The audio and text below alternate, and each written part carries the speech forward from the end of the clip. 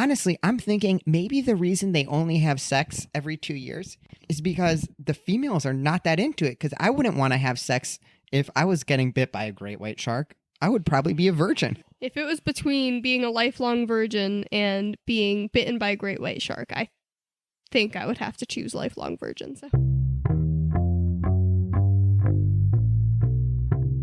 Welcome, everybody, to another amazing episode of Animal Fight Club, the podcast where we break down which animals will win in a fight. I'm Dan. I'm joined by my amazing co-hosts, Quinn and Alexandrea. Hey, everyone. Hi, everybody. And we have a special guest for you tonight, too. One of our really good rock climbing friends, Rob, is in the house. Rob, you want to say hi? Hi, it's good to be here in a finally non-rock climbing setting.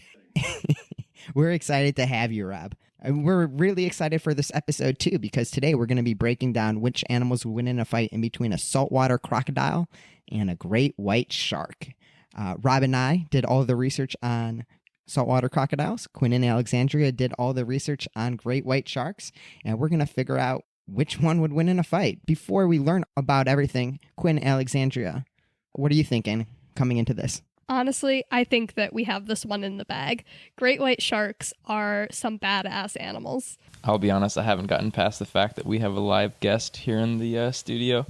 We have a real audience today. It's amazing. We do have an audience. I guess you could say we are filming in front of a live studio audience. Of one. Our friend Noah is waving in the back. We didn't give him a microphone, but Noah, you want to come up and just say hi really quickly? It's a pleasure to be here, Dan. The pleasure's ours, Noah. The pleasure's ours.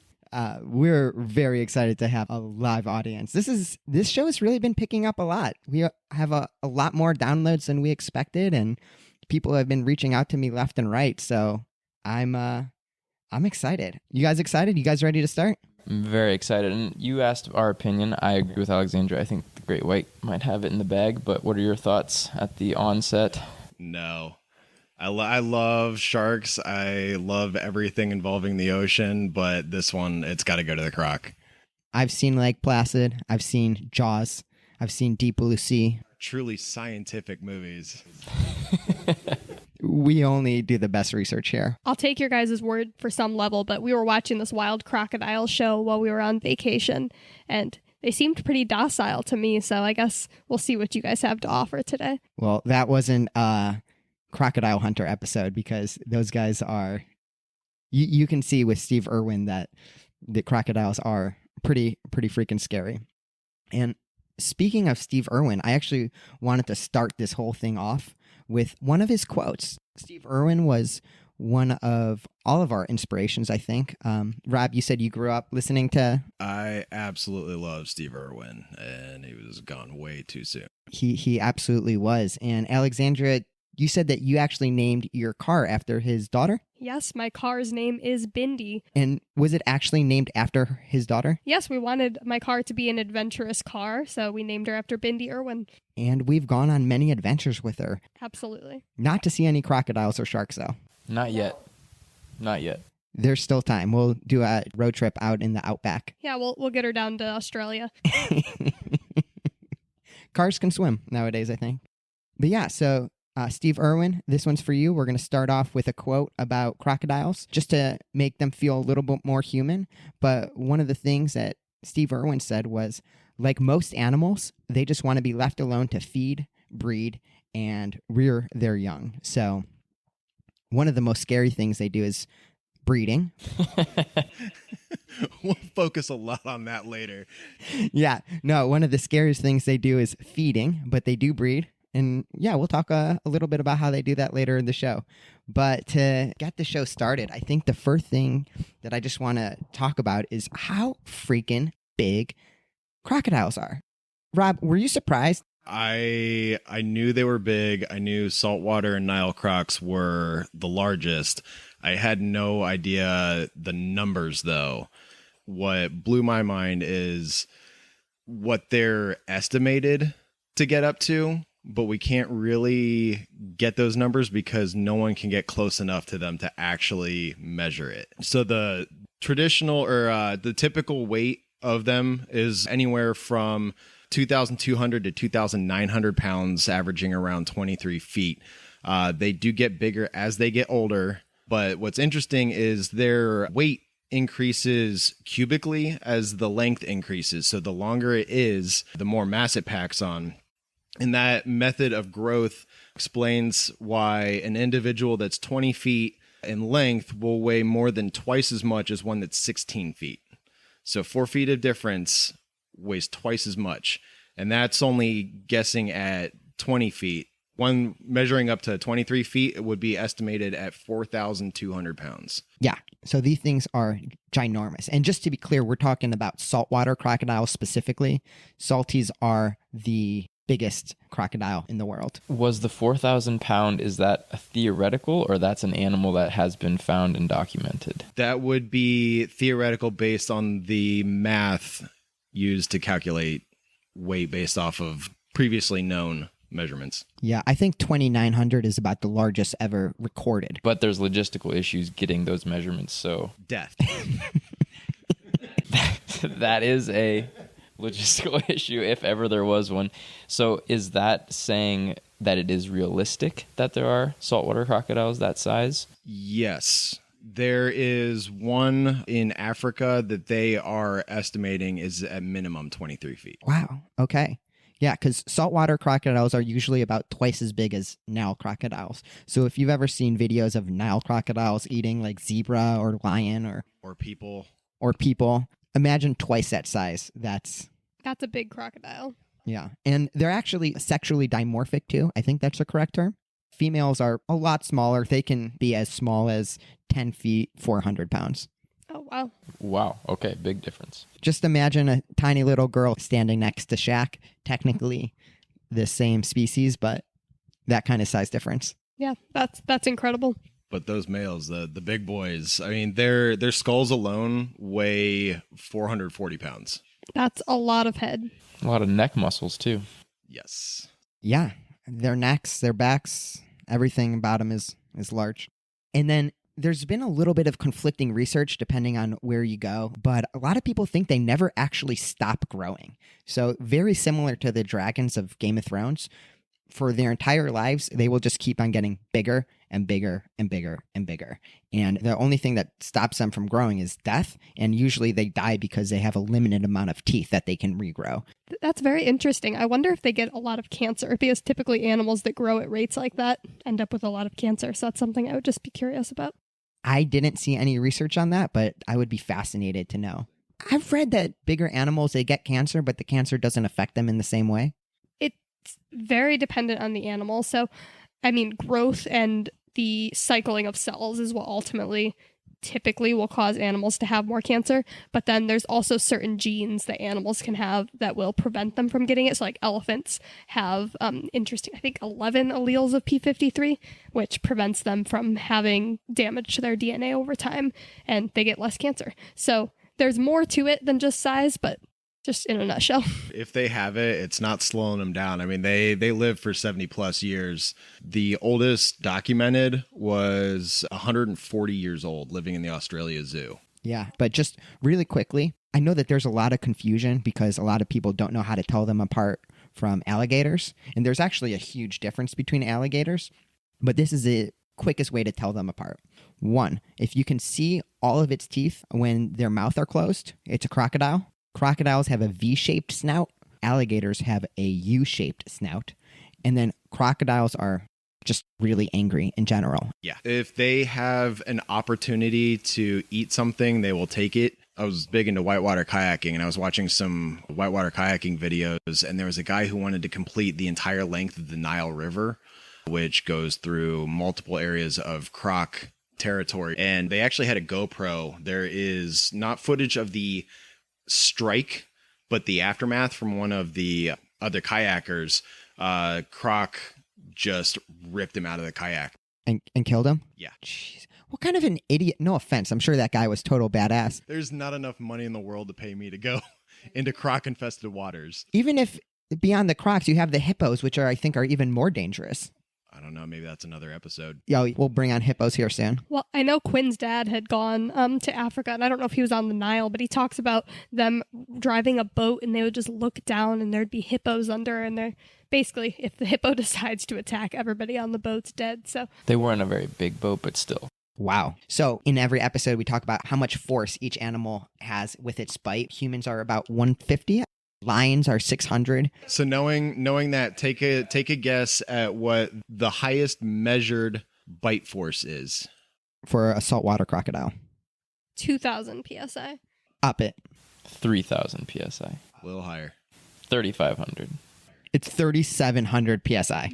That's measured. That is in a laboratory. They got one to bite and they measured it. It is the highest ever recorded bite ever recorded. That's insane. And the way that they measure it is actually really interesting. So it was measured by this guy. His name's Gregory M. Erickson. And he is a scientist at the Augustine Alligator Farm in St. Augustine, Florida. And he measured the 3,700 pound PSI number on a 17.5 foot croc. Now, the way that he did that is they have these little bite machines called a bite force transducer. And it's basically a big leather scale that they get the crocodiles to bite on, and then they are able to measure it that way. But because he's a scientist and he's good with numbers and all of that stuff, they were actually able to put in computer models to figure out how much it would be on a 23-foot crocodilian. Remember, this was measured on a 17.5 foot. So on a 23-foot croc, the computer models say it's actually 7,700 psi is what they think it would bite with. Yep, that's a pretty insane bite force. So when we were talking about how 3,700 breaks everyone out of the water in comparison to everything else we've measured, this is over double that. So it's really big. And then obviously just the one thing to consider there, as the crocodile gets bigger, the bite force gets bigger with it. And it's almost exponentially. So, wow. That's insane. Yep. And then they've got 66 teeth. They can regrow those teeth, and they can be 5 inches in length also. So with all that bite force, 5-inch teeth, 66 of them, clamping down on whatever happens to unfortunately be in its way is toast. And in this sense, 5 inches is huge. I mean, that's the size of a knife. And then, like we said earlier, they regrow their teeth all the time. So in one animal attack, you might lose a teeth here or there, but they'll grow up to 3,000 in a lifetime. And then once they stop regrowing them, that's usually when the crocodiles die because nothing's killing them at that size. It's a pretty terrible way to die, though. It would be a terrible way to die. Kinda. It would be a terrible way to die, Quinn. I have decided out of all the animals I don't want to kill me, it would be a crocodile. But this is something really interesting. So if you are in a situation where you're ever fighting a crocodile, which try not to get into one because you'll probably die, the amount of pressure that comes down on them we're talking about is absolutely huge with the bite force. But the amount of muscles that they have that can open up their mouth and bite, actually really, really weak. A human could very reasonably hold a crocodile mouth closed with a normal human strength. So that's actually what I was talking about with that crocodile show we watched. It was this guy, he was wrangling the crocodiles, and he would just jump on their back and tape their mouths shut with just some duct tape. He would hold their mouths shut and then duct tape them, and it was pretty unbelievable, but that makes sense if they have that much difficulty opening their jaws. What Dan is saying is if you ever come face to face with a saltwater croc, instead of running away, jump on its back and use your bare hands to hold its mouth closed. Well, here's the thing. It might be harder to run away than you expect. How fast do you think crocodiles can run on land? 25 miles an hour. Not that fast. They can run at speeds up to 18 miles per hour on land. So most humans cannot run away. I think most humans probably could run away. And the reason why I say that is because they can only sprint for very short distances. They're like Usain Bolt. They sprint, but they're not marathon runners or anything like that. But it is fast enough to defeat most humans in a race. Like how long of a burst can they do that 18 miles an hour for? About 60 to 100 feet. So what's your professional recommendation if we get into an encounter with a saltwater crocodile? Is it to run or try to hold its mouth shut? Try and yell your last word so your best friend watching can tell your family what you said. Yeah, you're not getting away from a salty. But one thing you should definitely not do is you should not zigzag. It's a urban myth that you should zigzag to try and get away from a crocodile. Not true. You heard it here on the show. If you're running away from a crocodile, go straight in a line. If you get to pass the 50 to 100 mark in terms of feet, you're solid. I feel like I actually have heard that advice before in my life. So there you go. You're saving people's lives here. I'm saving people's lives in this show. Yeah. But they have 3 different ways of walking on land. They have the belly crawl, which is where they're slowest. They have the high walk, which is kind of where they're up on all fours, and they can go a little bit faster, but they're able to gallop like a horse, actually. And that's where they can reach the 18 miles per hour number. That sounds pretty majestic. Crocodile galloping across the field. Yeah, it's just as majestic as a white stallion galloping around. That's on land. Where they're really dangerous is in the water. But surprisingly, yeah, you're right. But surprisingly, the miles per hour number didn't really change. When you strike as fast as they do in the water, I don't think you really need to worry about swimming in a straight line fast or running away.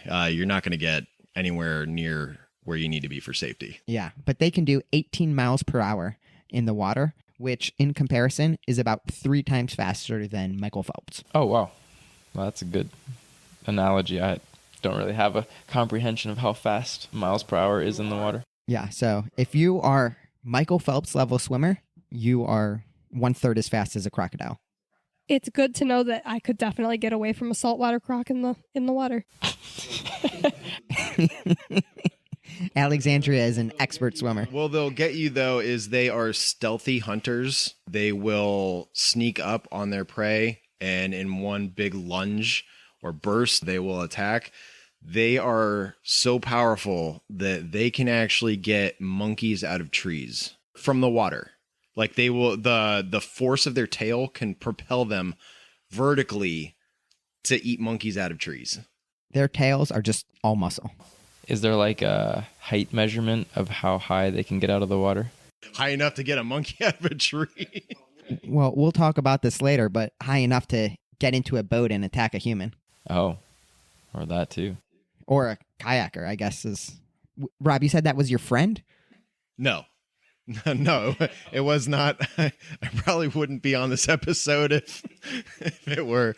No, that was it was just a video that a documentary on this guy's quest to kayak the entire length of the Nile that I had been watching, and that was an unfortunate part of it. Yeah, I have so much respect for like the attempt, but also I think we can all safely recommend on this show, do not try and kayak with crocodiles. And the last swimming fact, they can swim very, very, very long distances, but the way that they do that is actually kind of interesting. So what they like to do is they can ride currents, just like surfers. They can go from island to island, so hundreds of miles. Are they actually like on top of the waves, or is this like... They're on the surface riding the current, yeah. And they will go hundreds of miles, but that means they end up in open ocean. So there is a world where there could theoretically be a rumble between a saltwater crocodile and a great white shark. So this thing could happen. And I think we said, but they live in Asia, Indian Ocean, Pacific Ocean kind of area. So they are concentrated to just a few areas in the world? Yeah, kind of like the Australia, South Asia region. Okay. Crocodiles are all over. We have crocodiles in the United States and everywhere, but salty specifically. I did actually find a video of an encounter between a great white and a saltwater crocodile, but they just turned around and didn't fight. So we didn't actually get to see that outcome, but it does happen. They do encounter one another in the wild. So this thing happens. This is real. This could be real. We've got our arena, that's for sure. Yeah, so they're fast and they have defense too. A lot of people say the best defense is a good offense, and crocodiles absolutely have that, but they also have a really good defense as well.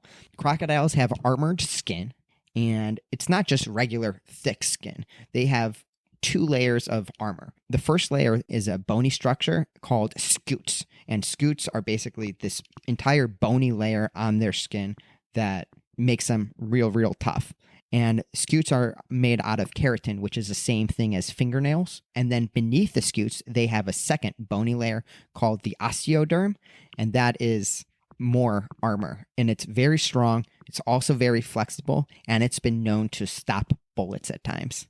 So the scutes, that's what you see when you actually see a crocodile, kind of like that shiny looking skin, I guess. Yeah. That's the bumpy pattern. Yeah, the bumpy stuff. Those are the scutes.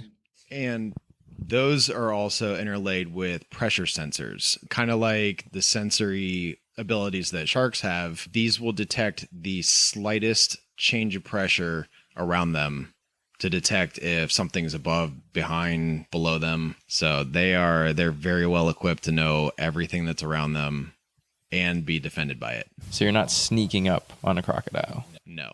Yeah. And the armor of a crocodile is actually so strong that it's been used by ancient Egyptians and Romans, where they actually used to make crocodile armor. So if you can imagine going to battle 2,000 years ago, they legitimately had armor that was made out of crocodile skin.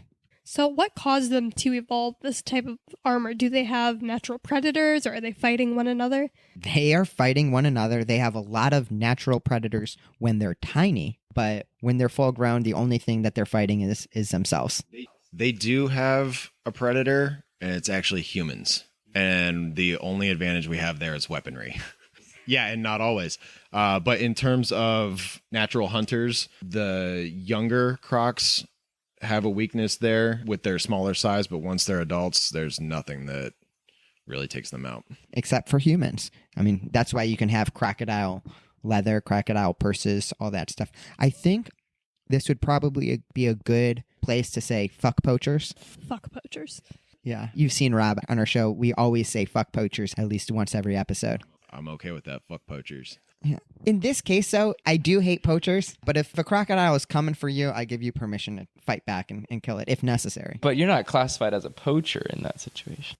No. Well, if you're defending yourself, you have every reason to try to defend yourself and kill it. But if you are actively hunting them, if it is not legal to hunt them, you're absolutely poaching. I saw there was a video that I found of someone like revenge killing one. Yeah, you're a poacher at that point, yeah.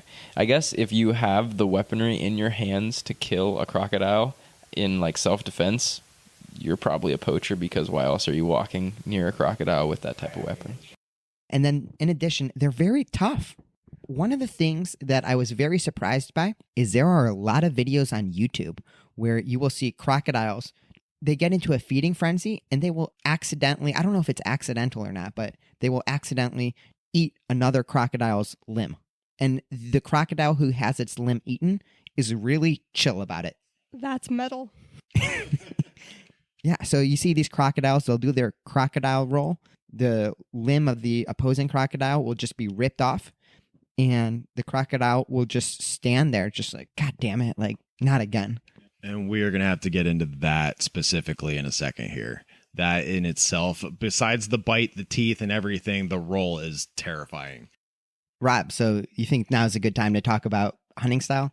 Absolutely. So they are ambush predators. They attack near the shoreline, but always in water. At least from what we've observed, they have not been observed hunting on land. So that is going to be another thing where I think we've got a competitive edge because we are most aggressive in the water. But they like to stay near the surface. They can dive, but they like to hunt on top. Their body is designed to look like a floating log. So natural camouflage, they sneak up on you and then they get you. When they bite, there's two options. They either take you down and drown you, or they roll over and over and over again and just chunk you out, or a combination of the two. And sometimes they will just death roll you and store you under a rock for consuming you later. Yeah, the death roll is big, but the thrashing that they sometimes do too. I actually saw a video. It was a crocodile taking an entire antelope and it bit it down on it, thrashed it, and basically split the antelope in half, like at the torso section. You know, at least it would be a quick death, if nothing else. I don't know if that's quick. I saw one where it was an antelope or some kind of animal like that was drinking water, and a croc jumped up and missed and got the skin of the neck. And because it didn't get any muscle, when it started to thrash, basically skinned the animal alive, basically peeled the skin right off of it. Wow. Do you die if you're skinned alive? Like, how long does it take to die?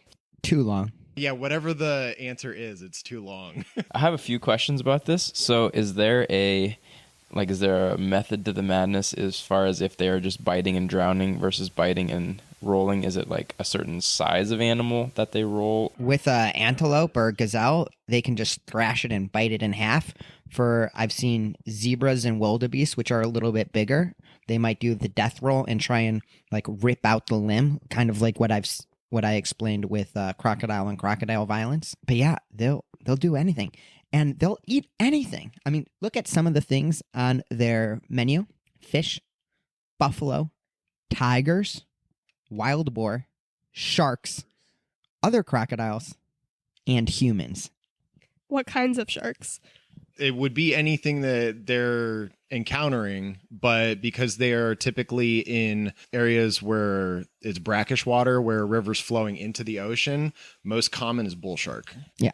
Anything that's smaller than it, really, they'll go after. And like I said, humans. They eat about 1,000 humans every year. Oh my goodness. That's insane. Is that like the highest killer? That has to be up there for animals. I think mosquitoes. Like violent attacks. I don't know. It's got to be up there. Yeah.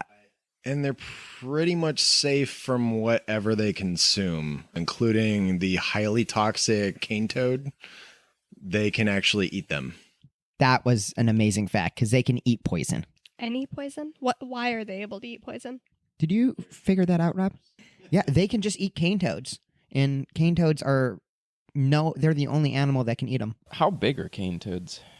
Pretty big for a toad. Okay, I was just like, is a crocodile really like, they do eat toads? Like, if I was a toad, I'm not sure I'd be scared of a crocodile. Yeah, they eat cane toads. They also will eat fruit, which I thought was interesting. Usually you think that they're exclusively carnivores, and they are mostly all carnivores, but they eat some fruit. Everyone wants a watermelon every once in a while, but they don't need to eat either. They can actually shut down their metabolism and survive for up to a year without food. A year, a whole year. Has this been, I mean, I trust your research, but has this been documented or is this a theoretical thing? That's what the research shows. I mean, when they are underwater, they can lower their heart rate to 2 to 3 beats per minute, and that allows them to stay underwater for 2 to 3 hours at a time. So if you were to just say, hey, they could do that on land, they could just kind of chill. That's incredible. Yeah. And I guess the last thing we need to talk about in terms of hunting is their vision, because they have pretty decent vision too. Not as good as humans. The numbers I said were 6 to 7 times less precise than humans, but they do have good enough vision to hunt. I guess one of the things that I found was that they have the ability to see very good at low light levels because they have a special guanine crystals in their retinas. So if it's at night or in the dusk, they can see really, really well. And their eyes are specialized for lurking at the surface. So their eyes kind of pop out over the water when they're stalking their prey. Well, this is all great information to know. I will not be going anywhere near a saltwater crocodile, that's for sure. Well, you might not even know that it's there. Well, any area that is rumored to have them, just be very, very alert. Stay away from water. Yeah, they're angry animals. Are there saltwater crocs in zoos? Yeah, absolutely. I saw one picture. It was a swim with saltwater crocodile experience. Why? No thanks. There was like a glass separator between the crocodile and the human, but the human could swim with the sharks. I'm going to ask the same question. Why? They're 4,000 pounds at the largest size. Couldn't that break some glass? Yeah, I have no more faith in those types of things. Has anybody heard about the Aquadome in Berlin? Yeah. Yeah, no thing. I mean, even like the aquariums where you can like walk underneath and it's like all above you and stuff. No thanks. Yeah, the Aquadome just happened this week. Say what happened with the Aquadome, Quinn? I mean, I only know a little bit, but I did read an article, so I guess I'm basically an expert. But essentially, it just had a failure. Like, they probably now know what happened, but when I had been looking at it, they didn't know what happened. And I don't know, if you don't know what it looks like, you need to look up pictures to fully take it in. But it's a giant cylinder that's in the middle of, I think it's a hotel or people live around it. And it just collapse. Wasn't it like somewhere around like 60 feet tall? 6 or 7 stories tall. Yeah, so it's just absolutely massive. It was the largest like freestanding. I mean, it wasn't truly freestanding. It had some support, but most of it was just glass. And yeah, there was like 1,500 fish in there that unfortunately did not make it. It's a good thing they didn't have any saltwater crocodiles in there. Yeah, it's a good thing. It's a good thing. Listen to some of these headlines. So I want to talk about how dangerous they are to humans. I'm not even going to get into these stories right now, but I just want to read some headlines. This is just a small sample because there's endless headlines, but here we go. Little girl in Malaysia killed by a giant crocodile. Dad watches as son is eaten by a saltwater crocodile. Snorkeler killed by croc in Australia. Crocodile jumps into boat and kills University of Washington professor. New Jersey woman killed by crocodile while snorkeling in the Andaman Islands. Crocodile bites off little girl's head, then kills a farmer. Financial Times journalist dragged into Sri Lankan lagoon and killed by giant croc. German backpacker gets eaten alive while swimming at Australia's Katadoo National Park. Man's body cut from stomach of 13-foot crocodile days after attack. So, based on this, I'm not messing with crocodiles or anywhere near crocodiles. I'm scared. I do have a question. Why does there continue to be 1,000 people killed a year by crocodiles? Are we not getting the message? We either haven't learned our lesson, which is believable, but they're also just that stealthy and aggressive. Yeah, it doesn't seem very avoidable. Like if you're just waiting in the water somewhere. The one picture that I had seen where I saw the shark and the crocodile, they were like in this little lagoon, and it looked like a great place to go take a quick swim. And there's just this big saltwater crocodile hanging out. Yeah, they swim in beautiful, beautiful areas that you want to get into. Like if you're a travel influencer, maybe I have a story about that in a little bit. Be careful. And they're just so stealthy because you don't see them. They're underwater. They look like logs. They swim really, really fast. So even if there's not one in sight, that doesn't necessarily mean it can't get to you really quickly. People don't get the message, and people die all the time from crocodiles. You've been warned, listeners. You've been warned. And I think we're kind of getting the message that they're very scary. But maybe I should talk a little bit more about some of the funner, more romantic sides of crocodiles. Rob, does this... They're not just fighters, they're lovers too. They are lovers. And they're not just good lovers. They are orgy machines. So crocodiles love to bone. Males will always try and get with males. Females will get with females. Males and females will get together, and a lot of times threesomes are very common. Nobody's off limits. Unbelievable. Are they having sex for pleasure then? It sounds like it because they have a very elaborate mating dance, and they have a very elaborate sense of foreplay. So they get warmed up. They're not just doing the hit it and quit it. They're putting in the effort. Yeah, they're romantics. So, like I said, they have very elaborate mating dance, and this is the way it starts, right? So they start by making sweet sounds, bellowing above the water.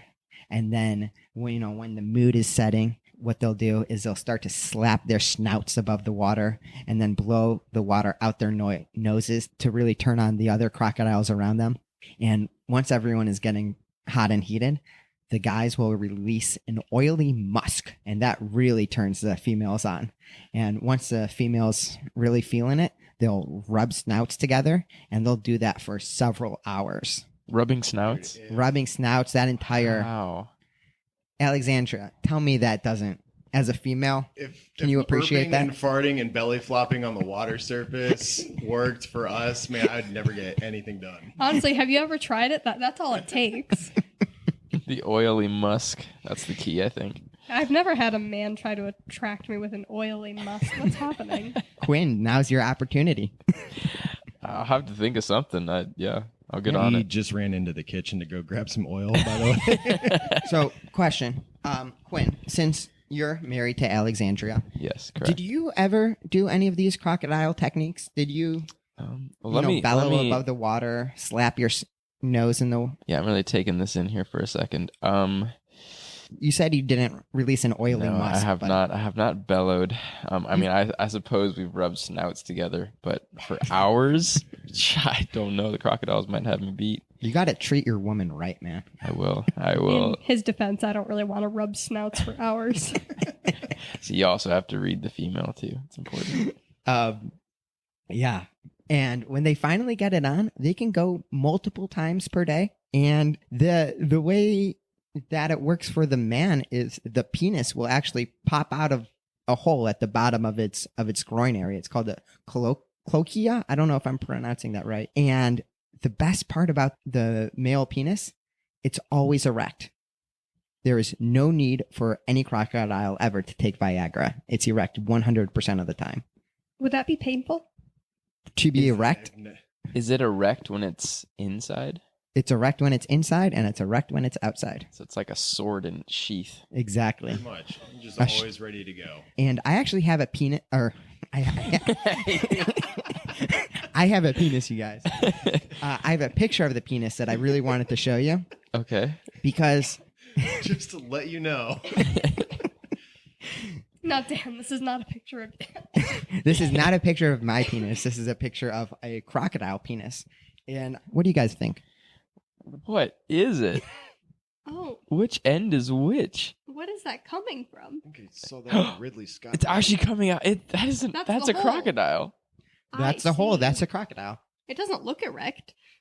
Is it erect right then? I mean, It's erect. yeah. I mean, a guy standing behind it. Like, are those legs? Yeah, that might be. do you guys that's have measurements? The How size big of a are guy's these leg. things? Do we know how long a crocodile penis is? I didn't get any numbers mean, of how big it They is. should just slap a tape measure on that thing. It's right there. This is the time for science. Guessing by the guy's leg I don't standing think right it looks there. that big. I'd say you're pushing like 15 to 20 inches. if I Yeah, had but to for the guess. size, I don't think it's that big. But Yeah, for the size of a crocodile, that's When you're that's not 20, I massive. guess when you're 23 feet long and 4,000 pounds, that To- may not be that. To big. me, it looks like 6 or 7 inches, like human size. But look at that. Yeah, Look at the that leg. looks like an average penis to me. Well, so Quinn says 15 inches. I say 6 or 7. I say 10. Alexandria I'd says say 10. 10 to 12. To me, that's what 6 inches looks like.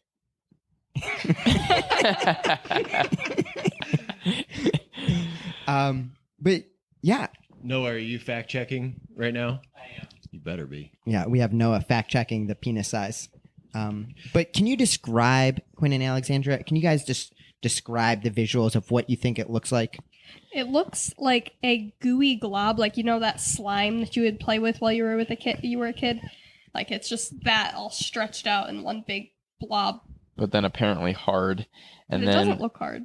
well, it doesn't look hard, but apparently it is. It's like a whitish color. I'm not sure if you said the color, but almost looks a little almost like you could see through it a little bit. And then I don't know what's at the end, but there's 2 swollen, bluish colored I think things that's just at the the head. end. Is that just the head? I think that's the It head. looks like something that H.R. Geiger created for an alien movie. It's pretty terrifying. That is actually exactly how I would picture an alien penis. So there you go. Go Google crocodile penis and prepare to be amused. But I think we have a length check. Outside of the cloaca, it's about 4 inches. so outside of the cloaca, it's about 4 inches. Inside, about 6 feet. Inside, What? wait. So just for everyone, because you don't have a mic, Noah. Outside of the cloaca, it's 4 to 6 inches. Inside of the cloaca, it's 6 feet long.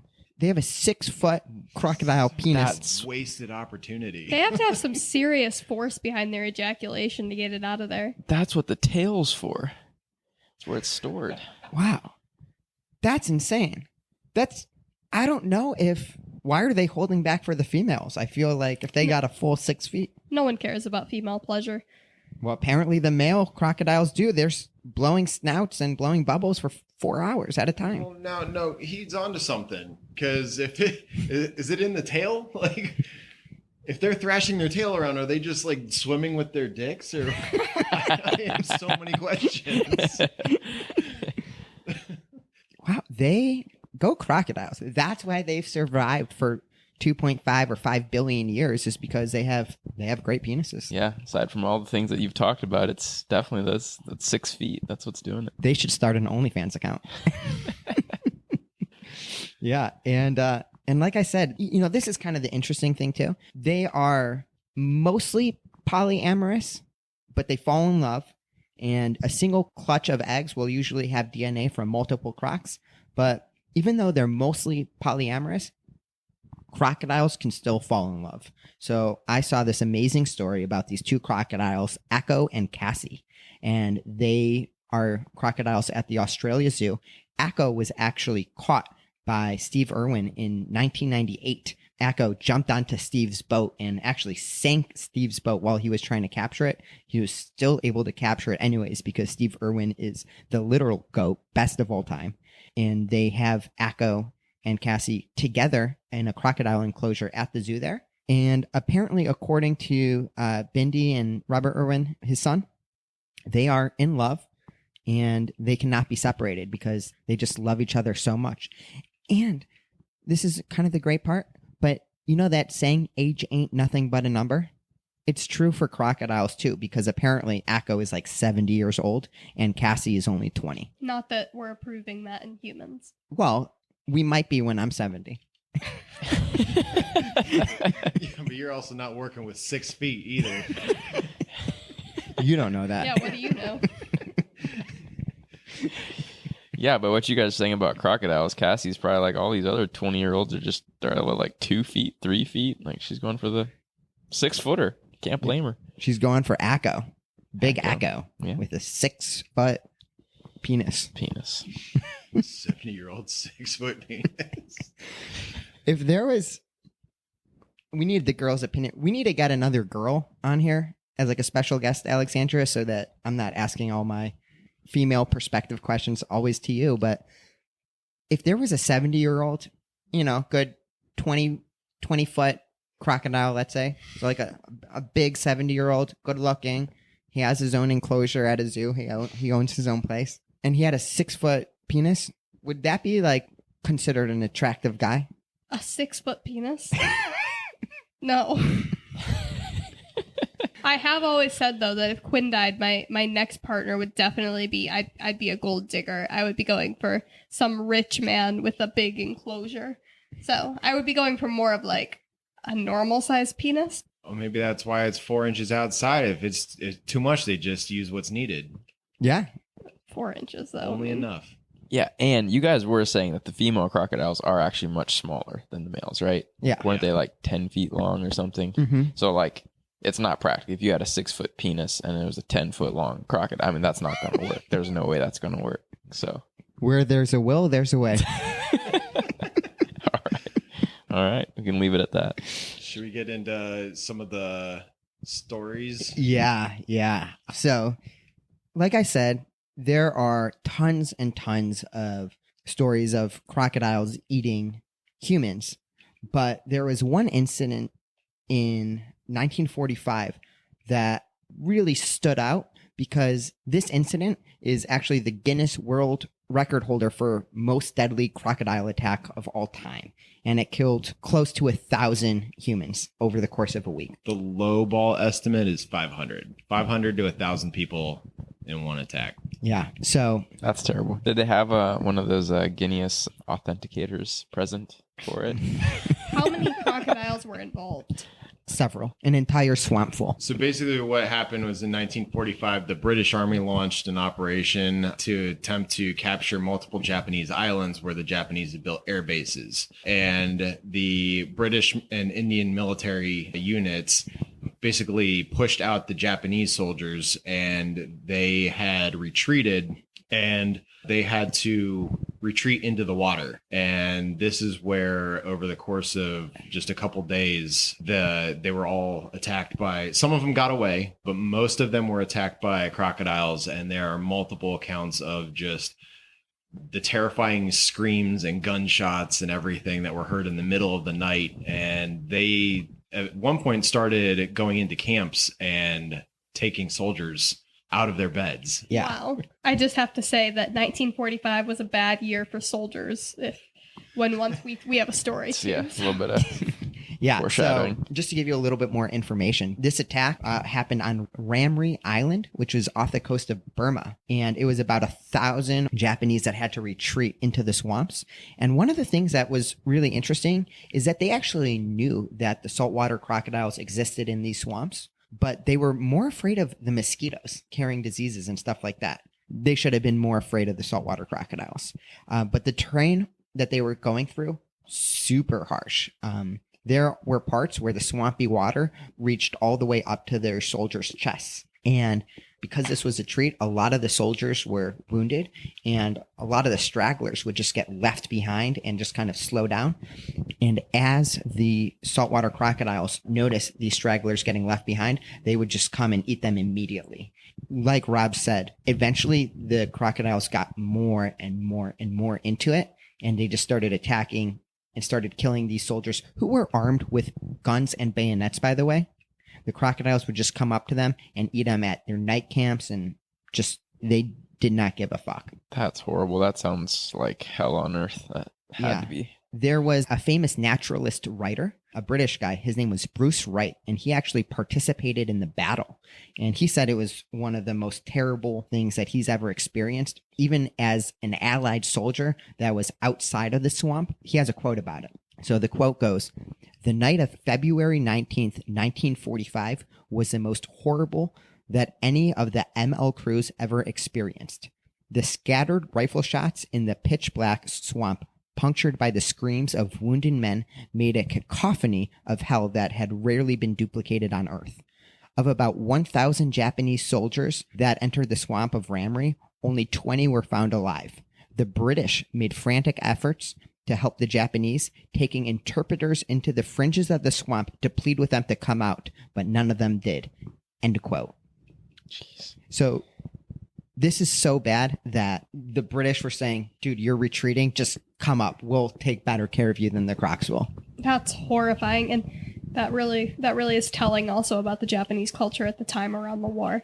But that's absolutely terrifying. Yeah, so it was absolutely terrifying. There are conflicting numbers. It is in the Guinness World Book of Records. Some people say that there were about 400 or 500 troops, Japanese troops, that made it out. Some people say that that's not true. But 1 week killing almost 1,000 Japanese soldiers, pretty freaking crazy. Oh, what's also crazy is that now the crocodile colony on that island is almost extinct. Oh, wow. Fuck poachers. Fuck Wow. poachers. Yeah. So what is their conservation status like? Least concerned. Least Okay. concern. They kill too many people. Yeah, we should be more afraid of our conservation status among crocodiles. One of the few animals that it is that way. Yeah, so that's a story of Ramree Island. But there was another story of an American model in 1987 that got eaten by a crocodile that was just as bad. So there was a American model in 1987 named Ginger Meadows, and she had just turned 25, and she wanted to travel to Australia after being inspired by the hit movie Crocodile Dundee. Have you guys seen Crocodile Dundee? Great movie. Do they show how scary crocodiles are in that movie? Not like any of the facts that I've found out from our research. Like, they don't even remotely come close. But this girl, Ginger, she decided, I'm going to go to Australia. I'm going to have the best 25th birthday of my life. It's going to be crazy. She went over there. She made a friend. The friend's name was Jane Burchett.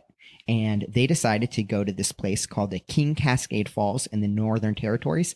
I took a look at it. It's beautiful. 5-star review on Google. I would definitely recommend going, but I would not recommend going in the water. They were escorted there on a small boat with a ship captain named Bruce Fitzpatrick. And Fitzpatrick specifically told Ginger and her friend Jane to, quote, "not so much as dangle a foot in the water," end quote, because of a crocodile infestation. So the people there knew that these crocodiles were a thing and not to get into the water. And so they get to the falls, and Fitzpatrick led the 3 others on the boat up the waterfall. And Ginger and Jane decided to, I don't want to call them idiots because I feel like that's not nice to say to the dead, but they decided to go for a dip anyways. Pretty much as soon as they got in, they were splashing around, having the time of their life. Think 80s version of an Instagram influencer. and a giant crocodile noticed them and started swimming right up to them. Now Fitzpatrick, the captain, actually noticed a crocodile coming after them and started screaming. And he's like, "Get out of the water, crocodile, crocodile, crocodile." So Ginger and her friend Jane, they actually had to go under the waterfall. They crawled up onto a rock and they basically got pinned in between the waterfall and the crocodile. They couldn't move, right? And the crocodile came up, opened up its mouth like it was going to attack. And Jane, who is kind of a badass in this story, took off her shoe and threw it at the crocodile and was actually able to successfully shoo the crocodile away. The crocodile was like, "Well, I don't really want a shoe getting thrown at me. I'll go away, go under." And as soon as the crocodile goes back under the water, Ginger, she made like a split-second wrong decision, but she decided to jump in the water and swim to a dry bank that was about 25 feet away. Unfortunately, she lasted only about 2 strokes before the crocodile grabbed her and pulled her underwater. The quote that her friend Jane said was, quote, "Then he pulled her up from the water in front of me. I looked right in the face as she had her arms in the air and she was looking right at me," end quote. So Jane is watching her friend being eaten alive. Super scary. And Ginger unfortunately died. And now the story gets crazier because 2 days later, the police came by and the police had to try to find the body. They did eventually find the armless remains of Ginger under a rock in the water. And I think we talked about earlier, the crocodiles will try and store the remains of their food for later time. The police were able to take it, put it in a body bag, and put it on a boat and motor away back to the police station.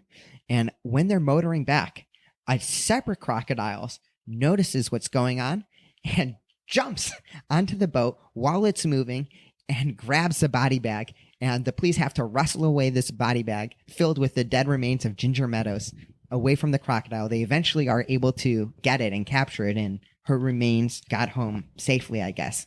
But the croc lunged 4 feet out of the water to attack Ginger Meadows twice. This girl did not have good luck when it comes to crocodiles. I have so many questions. I mean, they were swimming with shoes on.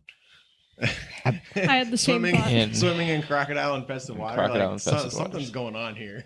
That's a good point. I didn't even think about that. But yeah, the stories that I read were she threw a shoe at the crocodile. I guess she was maybe a water shoe. And they could have Maybe- just gotten undressed quickly because they're just trying to hop in the water. And... Yeah, maybe the shoe was already on the rock. But yeah, Well, really sad story about So it. how did Jane end up getting off the rock? Unclear. She just swam in right after and managed to get through. letting Ginger take the fall. Yeah. Yeah, it's like that old adage, you don't need to run faster than the bear. You just have to run faster than your friend. I don't know how Ginger got out. And she had a couple interviews. She didn't really talk about it. Ginger didn't get out. Jane.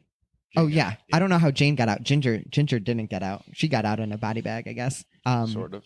But I told that story to a few people, and they thought that it sounded awfully suspicious, like a murder, because I guess The shoes. the shoes, and then the fact that the crocodile attacks it twice, even when she's dead, that sounds unlikely. I don't want to put my tinfoil conspiracy hat on, but I don't know. With how aggressive they are, if they think there's a meal, I could totally see either the same one or a different one trying to snag an easy meal. Yeah, based on what I've heard, I'm not surprised. Yeah, I'm still hung up on the shoes. we'll have to get Jane Burchett on the show and ask her. I'm sure she would love. Yeah, to relive that day for What for year? this podcast. what year was this? 87. Oh Yeah. yeah, she's still alive and kicking. Well, I mean, she could be. I believe she is still Yeah, alive. Okay. Yeah. Yeah, Maybe one day. 60s. Jane, if you ever hear this podcast and you want to talk about it, you're more than welcome to come on the podcast. And you are- Explain your shoes. Yes, explain the shoes, but you are also not required to relive that very traumatic Yeah, experience. we wish you the absolute best, Jane. Wow. Well, crocodiles have a lot going for them. I will give you guys that. Rob, was there anything else you wanted to add about crocodiles that maybe we didn't touch on?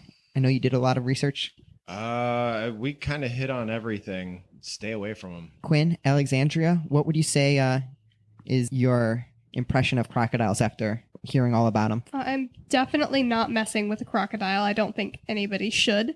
I'm still not sure that they have this in the bag, though. I mean, it's definitely going to be a bit of a competition, but we'll see. Ooh. I think I feel the same way. We can dive into it now if everybody's ready. Yeah, let's We also, with our live guest, we have a tiebreaker here. Ooh, yeah. Because usually we vote at the end of the episode. We do have a tiebreaker. Remember, when you climb, I hold your life in my hands. This might come down to our friend Noah making the final judgment of who would be most likely to win in a fight. But, All right. Well, this is exciting, as we haven't had this element before. Let's talk about the shark, Quinn. Let's talk about it. I think everybody has the image. They have an idea of what a great white shark is. They can see it. I mean, it's Jaws. It's a very culturally popular animal, something that is very feared, even more so than it actually maybe should be. For anyone that's been living under a box their whole life, can you just explain? Yes, of course. We'll still do that, but I'm just saying I think there is a lot of familiarity with this animal. But as far as size goes, so the females are actually bigger, which is kind of a rare thing in the animal kingdom. But the average length of a male would be 11 to 13 feet. The average length of a female would be 15 to 16 feet. But they can reach up to 20 feet. Plus, there is similar logistic issues with great white sharks as far as getting an accurate measurement. But there's definitely 20-foot great white sharks that exist now, potentially reaching 21, 22, 23 feet long. So for the sake of argument, we'll say the biggest great white sharks are probably about 23 feet, almost exact same size as a crocodile. Yeah, I think that's fair. I mean, we could maybe even give the crocodile an edge on the length. But then as far as weight goes, they do have a slight advantage over the crocodile. They average weight between 1,500 to 4,000 pounds, but they can reach 5,000 pounds. And that is, I mean, I don't know that they ever got one on a scale, but that is thought to that there are sharks that exist that are 5,000 pounds. You said 5,000 pounds? 5,000 pounds. That's a big fish. That's a big girl right there. That is, and that is, of course, a female. Why are the females so much bigger than the males? Why not? Ooh. What's wrong with you, Dan? It's 2022, Dan. I mean, I love a bigger girl as much as the next guy, but No, I'm actually not sure. I did not find anything saying why the females were larger. I didn't either. I don't know if this is true, because we just looked at a few of the species that live in the ocean, but it seems like in the ocean that's more of a thing. Like, was it the orcas that live in matriarchal societies? Yeah. So it seems to be a thing in the ocean where the women run things. okay, so in the ocean, women are queen. Yes. At SeaWorld, do the male orcas get paid 70% less? That's a good question. Did not find that in our research. But yeah, getting back to the size, I think the one thing that really drove home for me how big these are is when you're thinking of 20 feet long, if the great white shark was here in this room, it would be 6 feet tall. So Wait, say that it would be 6 feet tall? like from its belly to its back. Is that to the top of like the musculature and the back, or is that the top of the dorsal fin? Not the dorsal fin, that's below the dorsal fin. So that's 6 feet tall from its belly to its back, not including the dorsal fin. Correct. These things are huge. Huge. They're absolutely massive. Is their mouth that big too? Well, their mouths are, I saw this one thing that said their mouths are 8 feet wide. Their mouths are not 8 feet wide. They're more like 3 feet wide, which is still massive. The largest ones, though, I think that was pretty accurate. The largest ones would get up to 6 feet wide. They could. It didn't seem like there was many, like that was a very theoretical number. We always go for the biggest around here. This is true. We do. I don't know that the actual size of the mouth is going to do a whole lot in the fight, but it's big enough. We'll just say it's big enough. So 3+ feet wide mouth. That's wider than any human. Yeah. They could swallow you whole. It wouldn't even have to bite you. Yeah, but they would, because that's just what they do. But continuing, they're very big. They're also pretty fast. Their maximum speed would be 35 miles an hour in the water, but that's a burst. That's not swimming long distance at that speed. If they are swimming long distance, it's more along 20 to 25 miles an hour, which is still moving pretty good. Faster than the crocodile. Faster than the crocodile. It is. And as far as what they actually look like, that's where I was saying again, I think everybody has that image, but their top half, for those of you that do live under a rock, is like a steel gray color, made to blend in with the ocean floor if they're viewed from above. And then they have that classic white belly where they get their name. And then that mouth full of about 300 teeth. We'll get into that here in a second. 300 teeth. Yeah, we'll get into that here in a second. And then just like a very sharp nose, a very dynamic, aerodynamic body. And then, of course, the classic dorsal fin that you were already talking about. How big is a dorsal fin? That is a great question. I could not get a great answer. Did you find anything? I didn't see any exact measurements on the dorsal fin. I'm thinking in the range of a foot to potentially a little more than a foot. So 12 inches or more. Interesting. So do you want to know something that I know about dorsal fins? I was talking with one of my surfer friends, and they were saying that if you are surfing in the water and you see a dorsal fin that is going in and out vertically in the ocean, that's a dolphin. If you see a dorsal fin that's waving side to side, that's a shark. Interesting. That makes sense. That is useful information. That is very useful. Dan, you're just full of good stuff here today. I love animals. Well, I think that we should talk a little bit about where they're actually located, which is everywhere. There are great white sharks in just about any place of the ocean besides in the polar region. So they do stay out of that cold water. What's the farthest north that they're found? Because I know they're found up by Maine. I know that they're found all along the coast of the U.S., but I'm not sure how far north they go into Canada. I don't think they're like in Alaska, so I guess it would cut off somewhere. I would guess that's about the line, like by Maine. I did not find that exact line, but I know that they're most concentrated in warmer regions than that, so they're most likely to be found off the coast of California, Japan, South Africa, Chile, and also they're found commonly in like Australia and Hawaii as well. So that's a lot of places. They are not hard to come by if you are off the coast of a country. Are great white sharks in specific regions bigger than in other regions? Like, are the Australian ones just naturally bigger than the American ones?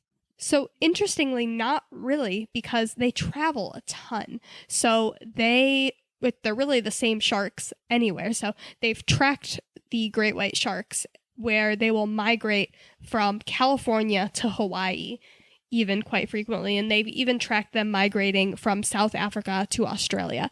So they're mating all across the ocean. They are found just about everywhere, and they will go just about anywhere.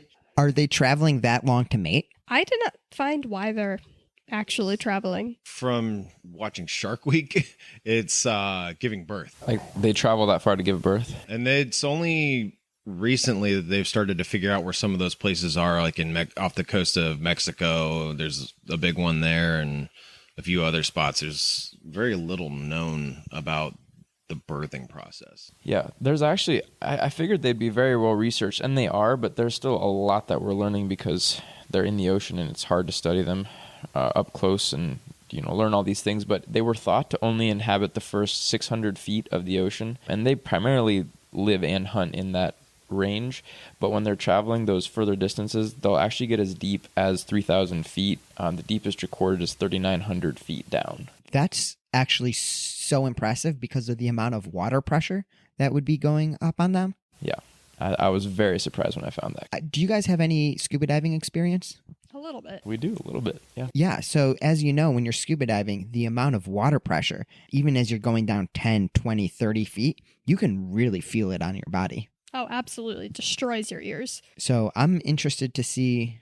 I feel like that's actually just really impressive from a shark's perspective. You said 3,000 feet? Yeah, as the deepest recorded was 3,900 feet. How many feet is a mile? 5,200. So 60% of a mile they can go down. Yeah, over half a mile deep. Wow. They're very impressive. And remember, sharks, they don't have a skeleton. They don't have a skeleton? No, sharks are all cartilage. They have no bones. They have no bones. But fish have bones. Fish do have bones. Okay. I really had no idea. Are they considered vertebrates then? Am I making this up? I thought this was like a common shark fact. Noah is researching. I had no idea that sharks have no bones. They do not have bones. Noah confirms that they do not have bones, and now Noah is figuring out if they're considered vertebrates, because I thought vertebrates was any animal with a backbone. They don't have bones, but they have a backbone made of cartilage. Okay, so Noah just looked it up. They do not have bones, but they do have a backbone made of cartilage, so they are vertebrates. Interesting. So they're a vertebrate without bones. How fascinating. I love your facts, Alexandria. Yeah, I don't know where that one came from. I didn't read it recently. It just came from a deep place in my mind. So, but yes, so that probably has something to do with them being able to withstand pressure. But like you said, fish do have bones, so clearly there's a little more to it than that. But yeah, like I said, they're found just about everywhere. Let's talk a little bit more about their weaponry and how they're actually able to attack and bring down prey and occasionally one another, I'm sure. So as we briefly mentioned earlier, great white sharks have 300 teeth in their mouth at any given time in rows of 7. Picture, I feel like in Stranger Things, there's some creature with like a round mouth full of teeth. Just imagine teeth. Like they open their mouth and there are 300 teeth just through their entire mouth. And unlike crocodiles, they are constantly regenerated throughout their life and they never stop. It's estimated that they will go through as many as 20,000 teeth in their lifetime. Are those teeth being lost in bites? So that was my understanding, is that they lose them while they're biting, and they probably just fall out sometimes. There's so many, I imagine it's hard to maintain dental hygiene. Sharks don't go to the dentist, I believe, right? I don't know. I think my dentist has a poster on the wall of a shark being there. I'm not sure how serious that is. Well, when your teeth just grow back like that, there's no need. That's super handy. And the teeth, there's 300 of them. They grow up to 3 inches long, and they're 2 inches wide with a serrated edge. And they're kind of, I've seen them. They're very triangle shaped. Yes, very triangular shape. So the base would be about 2 inches wide, and then from the bottom to the tip is about 3 inches long. 3 inches is a lot for a tooth. Especially for 300 teeth. You don't want to end up in a great white shark's mouth. That is end of story. It will not be pretty. I believe that. But additionally, not only do they have a ton of teeth, they also have an insane bite force.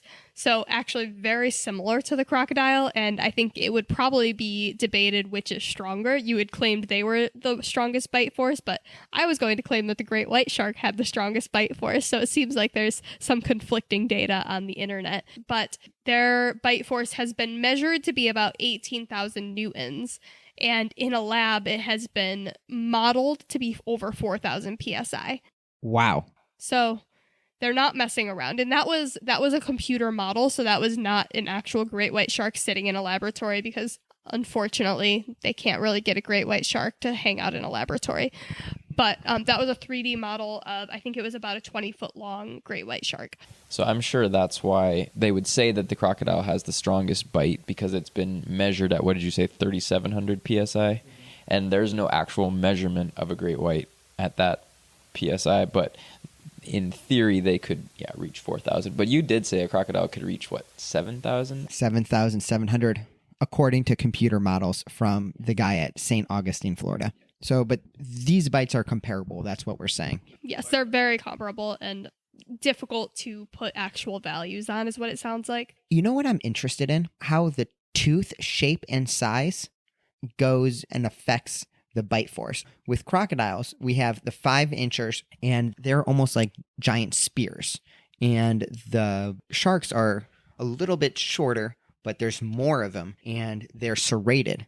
And the crocodiles aren't serrated. So I don't know how that affects bite force, or what are your initial thoughts on the differences? Well, it wouldn't actually affect the force of the bite, because that's all in their jaw strength. But it would affect their ripping ability and just their general ability to tear through flesh. Truthfully, though, I'm not sure how much it matters at those levels. I think both of these animals are going to tear through whatever they bite.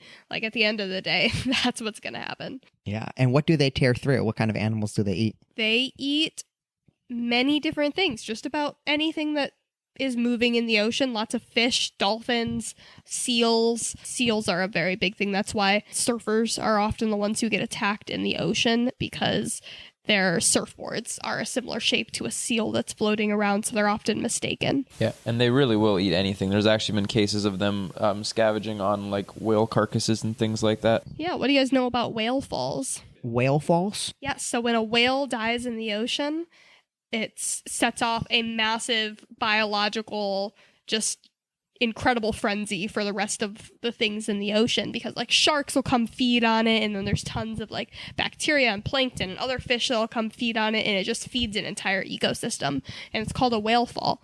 And if you ever work in a startup, that's what you call other companies when they die that are in your similar space. We call it a whale fall, because when they die you feed off their carcass. Because Alexandria, you work at a startup.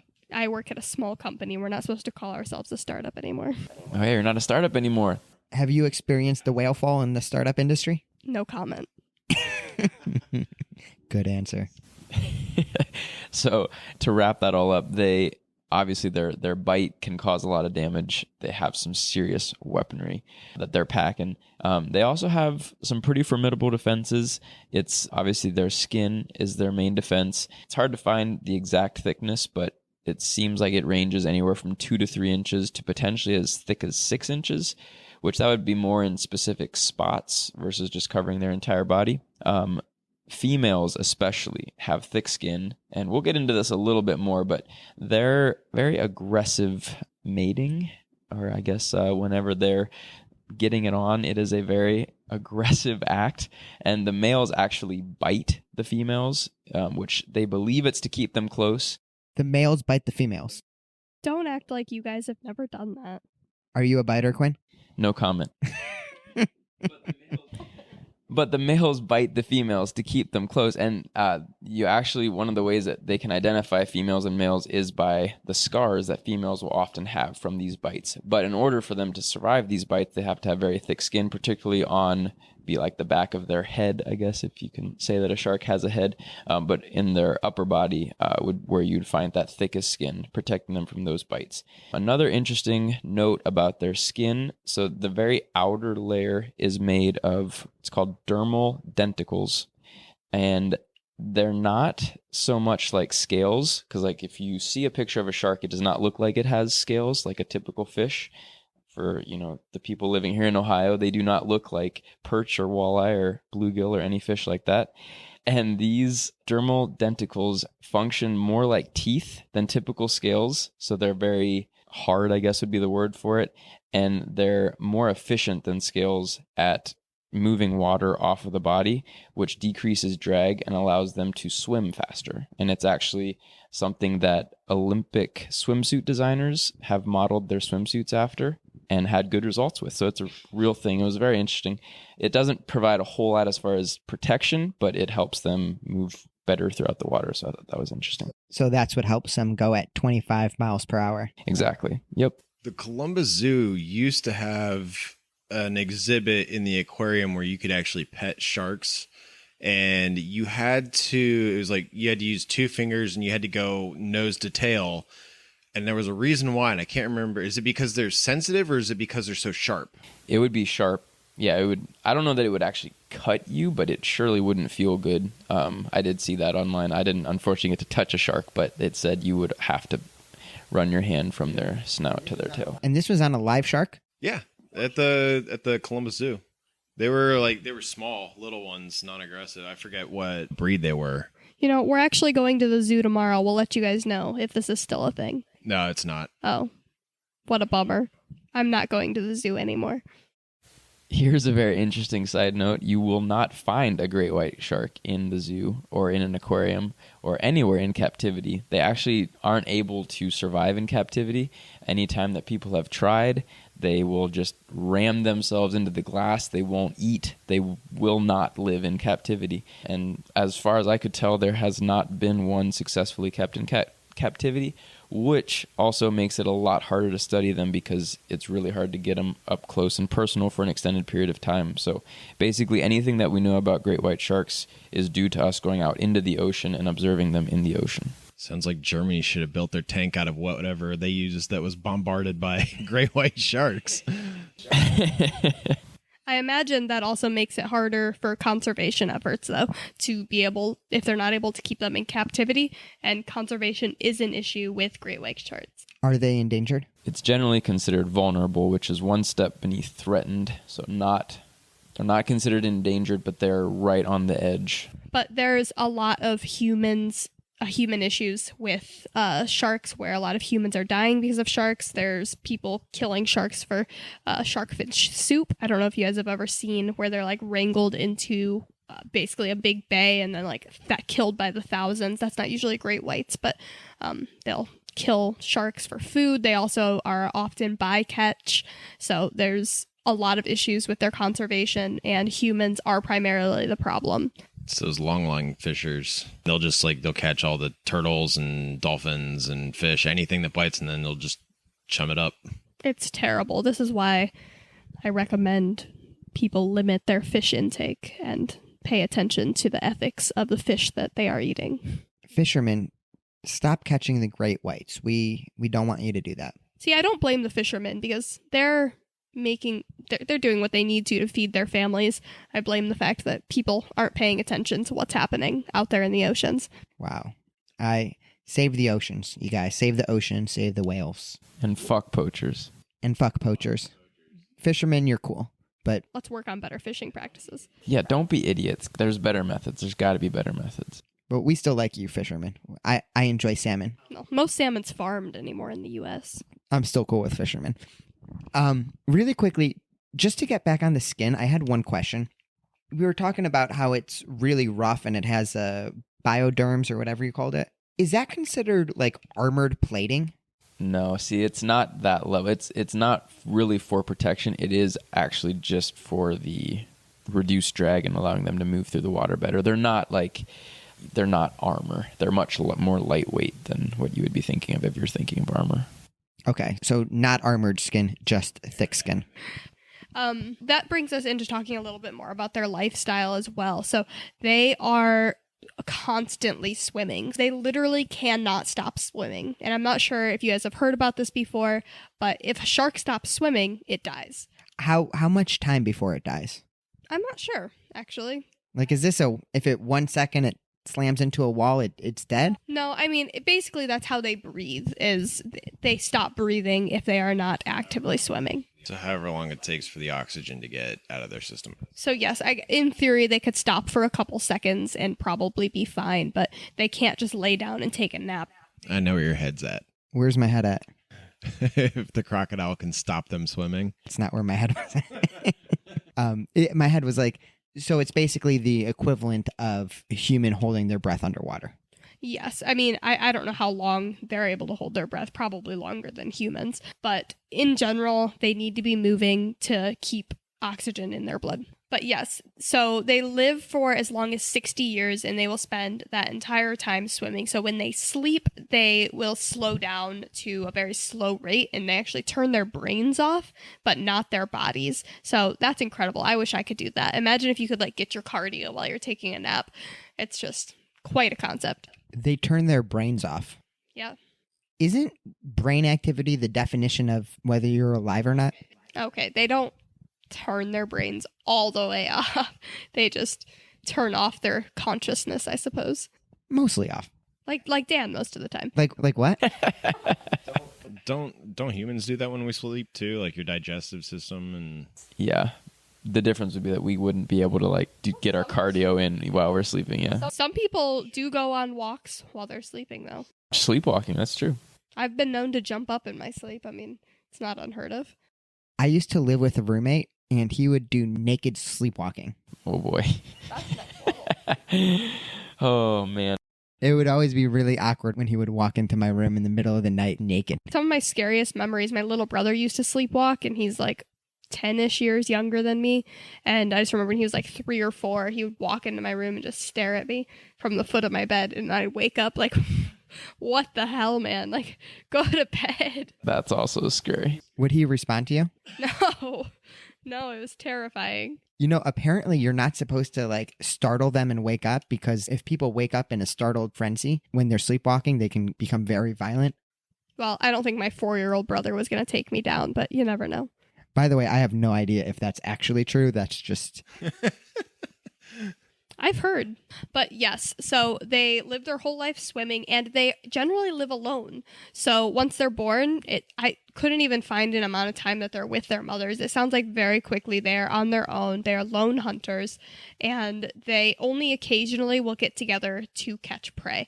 So every once in a while, they will catch little pods of sharks that will work together to kill a group of animals, and then they will share the carnage. So that is about the only time that they're working together, but it actually shows their intelligence. They are thought to be an incredibly intelligent species. Like we said, they are not closely studied, but we do our best, and from what people understand, they actually have a pretty intense bit of communication between them, and they're capable of understanding one another.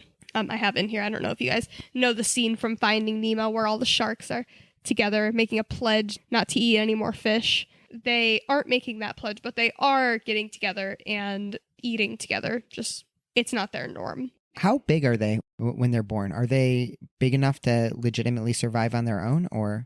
It's very interesting. So they're actually born, they're eggs, is how their mother carries them, and then they hatch, and then they are still inside of their mom after they're hatched for a short period of time. So like their pups is what they're called, inside their mother. And I think the measurement that I saw was 5 feet. 5 feet long when they're born. That was the measurement that was what I saw. It's a big baby. It's a big baby. Yeah, you wouldn't want to mess with a baby great white shark either.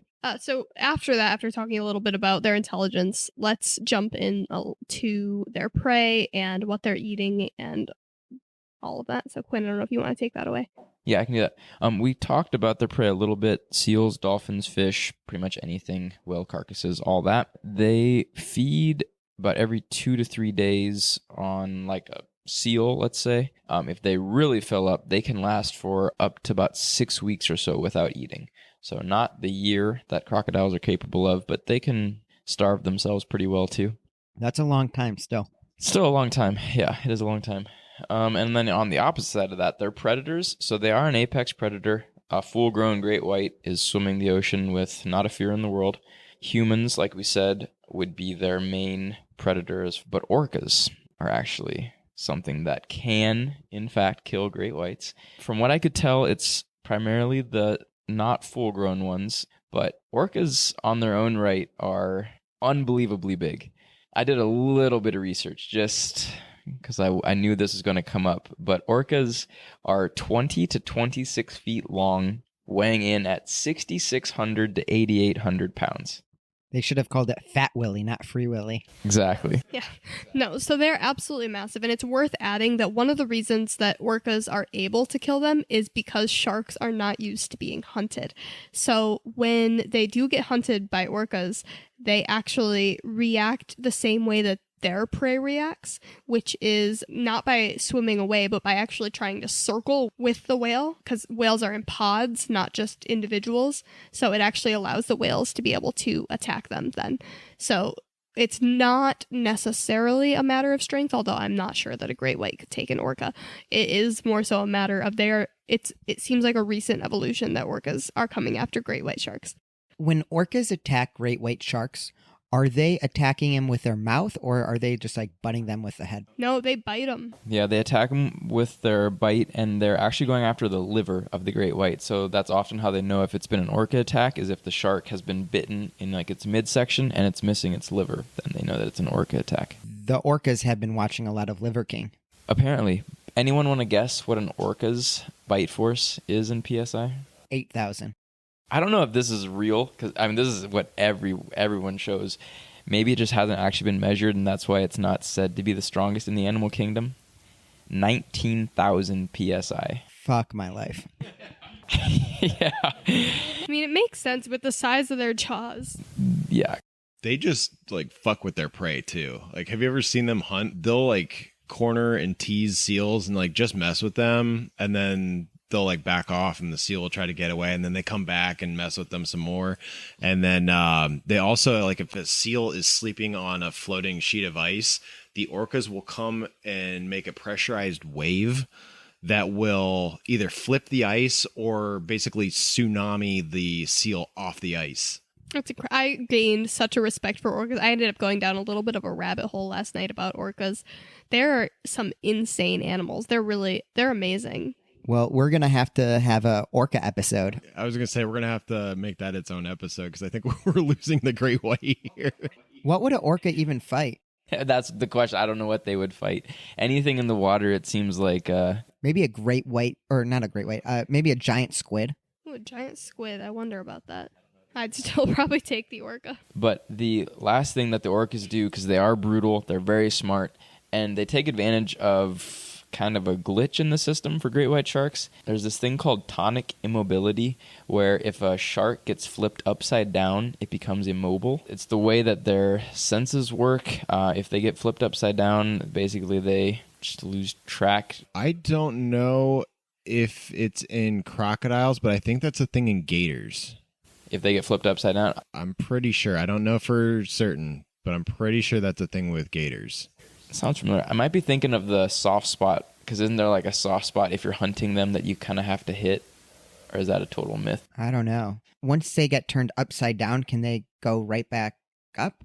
I mean, it sounds like it's not easy. Takes them a second, like they can snap out of it. Like you can hold them. I've seen scuba divers with sharks across the board where you can kind of like touch their nose and it'll like bat them away, or you can basically keep your hand on their nose and turn them over. And I think if you're touching their nose, they will stay there. And if they take their hand away or they're not putting pressure on them or something like that, then they'll snap out of it in a second. Yeah, but orcas take advantage of that. So the orcas can hunt them either in a pod so that there's multiple ones. So if the great white tries to circle one of them, the others can attack it.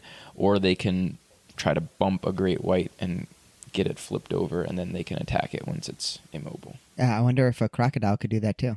We're talking about an animal that was 6,600 to 8,800 pounds and longer than a great white. We'll get into that.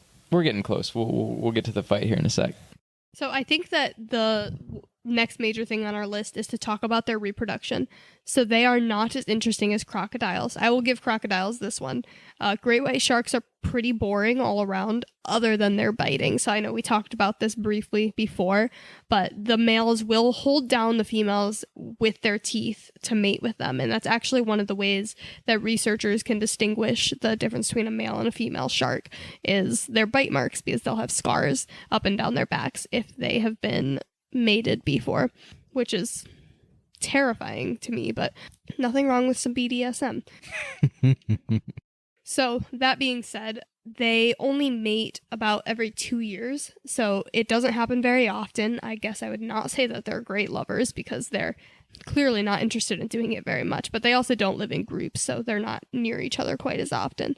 But yes, so they're mating about once every 2 years, and when they get pregnant, they will have anywhere from 2 to 10 pups. And they carry their eggs, as we mentioned earlier, and then they are birthed live.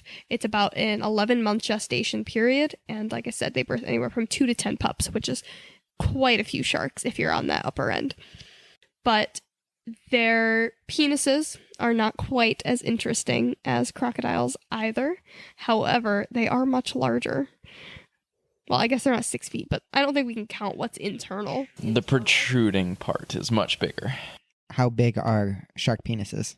15 to 20 inches long. Not as big as a pig. Not as big as a pig.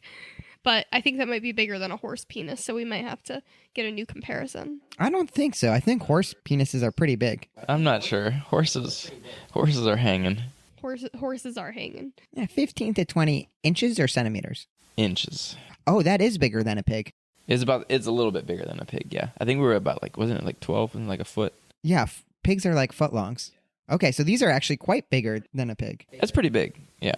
They're hanging, but they're pretty big animals too, so I'm not sure. Relative to size, the pigs have the advantage. And they've got two. They've got what's called claspers. Wait, say that again? They've got two penis-like appendages. They have two penises. Well, it seems like they serve different purposes, but essentially one of the claspers goes into the female's cloaca, and then that is how they actually impregnate the female. Can you describe this process? Because it's hard for me to visualize. Well, it's not really been documented. I think it's hard for everyone to visualize, but the females end up with scars and shark pups. But we don't know exactly how it comes. So they have two penises. One penis holds open the cloaca, and the second penis impregnates it. I don't know if we really know what the first penis does. Maybe they just alternate penises. Oh, so it's like this one's worn out from 2 years ago. Exactly. Hey, we didn't claim they have great stamina. Maybe it's just a backup. Maybe it's just a backup in case the first one quits working. They're good to go. Are they always erect? Do they have like penile bones? Not that I'm aware of. So maybe that's it. Maybe because they only get to have sex every other year. I feel bad for great white sharks. That's not a lot. Me too. And the fact they don't reach sexual maturity until 26 to 33 years old, and they only live to be 60. So they only get to have sex like 15 times in their entire life. Great white sharks are the incels of the ocean. Yeah. Poor great white sharks. So overall, their sex lives are not very interesting. Definitely not something to make a movie about. But if we want to make a documentary about crocodile sex, I think that could happen. I think that could be a big hit. I think that should happen. Honestly, I'm thinking maybe the reason they only have sex every 2 years is because the females are not that into it. Because I wouldn't want to have sex if I was getting bit by a great white shark. I would probably be a virgin. If it was between being a lifelong virgin and being bitten by a great white shark, I think I would have to choose lifelong virgin. So Yeah, I don't know if I'd go that far. But maybe once every 2 years. yes, that it's not their sex lives are not very interesting, but we do have some pretty crazy stories about them of things that have happened. We do. I think that it was pretty funny. Not funny. It's not funny that you mentioned the story about all of the Japanese soldiers in 1945. Because right around that same time period, Japan attacked the USS Indianapolis. The ship was sunk by the Japanese, and 900 soldiers were thrown into the water. And it was 4 days before there was a rescue ship. By the time they came, 579 men had died.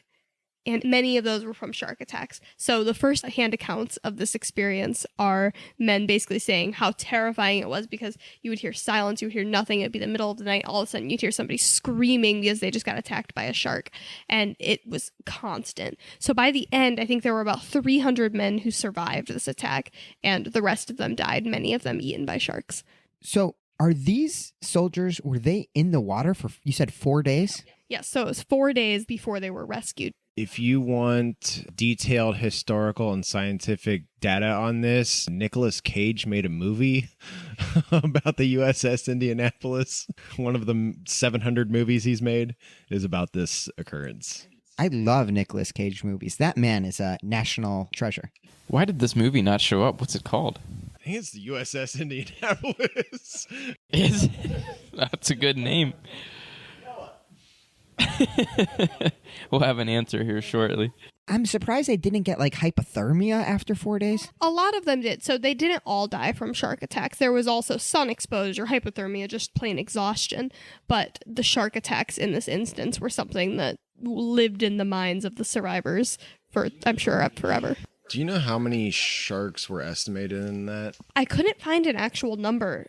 Estimate to be there, it was like hundreds, I think. I thought it was like 300 or something like that. And it wasn't just great whites, but it was just sharks in general. That's insane. So I feel like the shark crocodile rivalry is like a giant rivalry. The crocodiles attacked all the Japanese, and the sharks are saying, no, we're on the side of the Axis. We need to attack the Americans back. It's almost like Nazi sharks. I don't know about this whole Axis ally thing you've got going on, but I was thinking there's a lot of similarities between these two animals because they're both prehistoric. I mean, the great white shark, its ancestry goes back 400 million years. Now, I don't know this exact version of the great white. I don't know how far back it is traced, but both of these creatures have been around for forever. They both made an impact in World War II, specifically in 1945. And similar sizes, sort of. I don't know. I think we got a good showdown on our hands. There were a few other stories. Did you want to hit on any of the other? I think the only other thing worth mentioning is that, I know you mentioned that crocodiles are very aggressive and looking to attack humans. Sharks do not look to attack humans, generally. However, there have been cases of man-eating sharks. In the span of one summer, there was what was believed to be one single shark on the Jersey shore, that killed and attacked 4 different people. 2 of them were like men swimming in the ocean, and after those first 2 people were like on higher alert. And then the other 2, it was a 4-year-old kid got pulled into the water by a shark, and I actually think it was a 12-year-old kid, now that I'm thinking about it again, who was pulled into the water, and somebody came in and dove after him, and the shark just killed them both. It was absolutely brutal, and I'm not sure if they ended up putting that shark down or what happened, but that was in 1916, so I can assure you that shark is probably no longer around. Most likely. How long do they live? I think 70 years, that we said 60, 70 years? On average, 60 years. The longest that's known is 73 years. Before you said it was in 1916, I was like, I'm just glad Snooky's okay. Yeah. National treasure. But no, they're not generally man-eating, but yeah, every once in a while they just get a taste for flesh. Yeah, but I think that more or less wraps up the great white shark. So I think we are ready for the showdown. That is, I'm impressed with great white sharks. Rob, what do you think? It's a big creature. I still have my personal edge is going to go to the crocodile, not just because that's the team I'm on. I think there's a few things that give the crocodile the edge over the great white. All right, well, let's get into it. You ready, Quinn? Ready. Alexandria? Rob? Yep. Let's do it. All right, so now we are getting ready to decide who would win in a fight between a great white shark versus a saltwater crocodile. We've done the research. We've talked about them. What are your guys' initial thoughts? So initially, I think this is going to be one of them that could come down to the battle. But if we're looking at just the facts here, I think that bite force is going to even out. So it's kind of going to depend on who is able to get a bite first and whether or not that's going to be enough. So, have you ever watched videos of great white sharks eating? They bite, then they release to readjust. Crocodiles typically bite and that's it, and they start their roll. So if you bite us and release and we get a chance, even if you bite first and release and we get a chance to bite, that's it. Also, if you bite us and we lose a limb, we don't give a shit. That's a leg. I'm just going to point it out there. If we lose a leg, we're okay. If we lose a tail, not so much. Tail gone is a big thing. What is a saltwater crocodile going to bite on a great white shark? Whatever it wants. But is it going to be able to actually get its mouth on that 6-foot diameter shark? We said that a crocodile snout or mouth is about 4 feet long, right? Huh? No, 30 inches. But I mean, no matter how big the mouth is, it's not going to be big enough to actually like it could never bite a great white in half. But It's not going to bite it in half, no. So can we take a step back here and talk about location? What's the arena that they would be fighting in? well, you said that the crocodiles are surfing. Where are they at? They can surf from island to island. Yeah, let's just say the current. It'll be open ocean. Open ocean. Okay, sure. Yeah, because the great white's probably not going to get too close to brackish water. So For the sake of argument, should we say that they're equal sized? I mean, I think the great white's probably 20 feet long. I think, yeah, their biggest sizes are pretty equal, so. Okay, so they're equal sized, formidable foes. They're about the same length, the same weight, Comparable bite force. comparable bite force. The crocodile is riding along the ocean waves, surfing in between, let's say, Australia and Indonesia. And it senses a great white shark beneath it. Would it sense it? The crocodile, they have pressure sensors. They can detect minute changes in the pressure around them. Yeah, but from how far away? Because the crocodile is going to be swimming on top of the waves. It's surfing, right? Where is a shark going to be? Typically, they're going to be in that first 0 to 650 feet. So they'll be beneath it. It seems like the shark is going to be able to notice a crocodile first, I think. Is that fair assumption or is that not?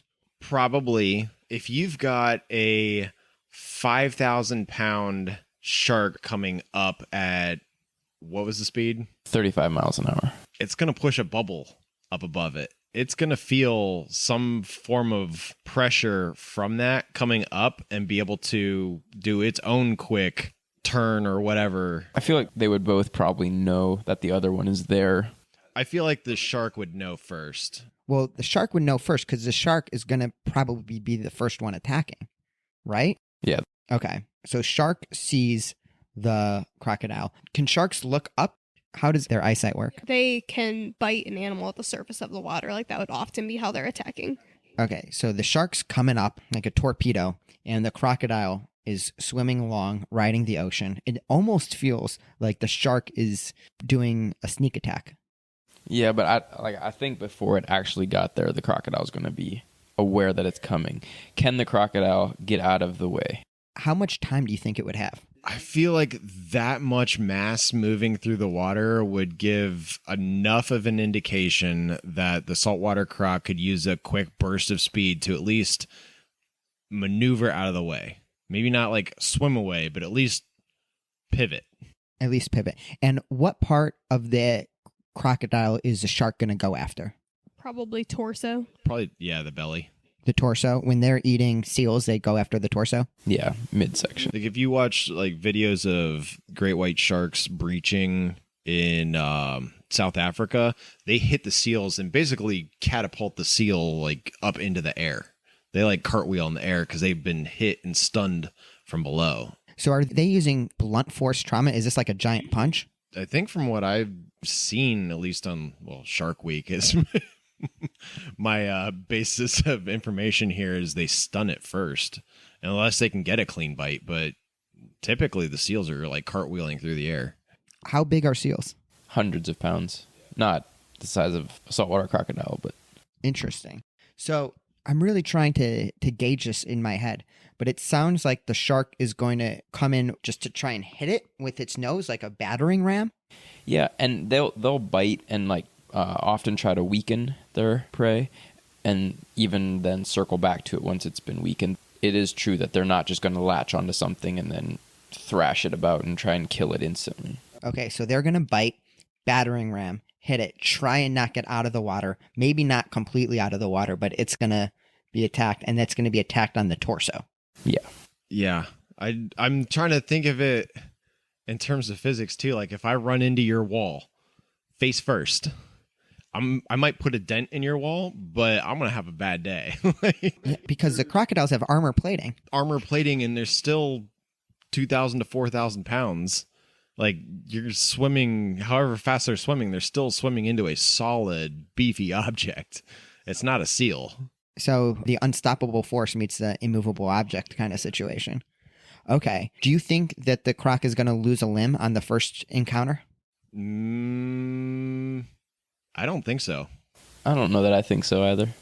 No, I'm not sure that I think so. So it's just going to get bit. It's going to be okay because it has the armor plating, but it's going to be a big collision. The crocodile is going to be hurt bad after that. But maybe because it has all those pressure sensors, what's going to happen is it's going to be able to get out of the way partially, so that it's not going to be a clean hit. It's going to be a hit that's being reacted to almost in the way that you see a UFC fighter take a punch in a really solid way. Yes. I think my biggest question, I agree with that initial meeting. After the fact, I can see how a great white would maneuver itself to get another go at the saltwater croc. I'm not quite seeing how the saltwater croc is getting a go at the great white. So here's my thing, right? And this is where I think the crocodile has a big advantage here. It's going to have a little bit of time to recognize the great white shark is coming at it, and it's going to thrash.